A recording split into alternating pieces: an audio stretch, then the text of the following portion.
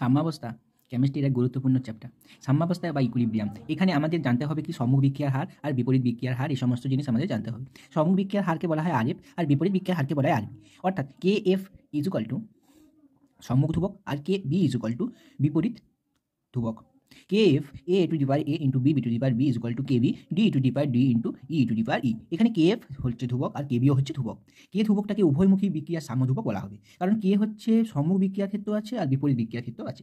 এখান থেকে আমরা পাই K by K B is equal to D to the power D into E to the power E by A to the power A into B to the power B. K F হলো সম্মুখ বিক্রিয়ার হার আর K B হলো বিপরীত বিক্রিয়ার হার।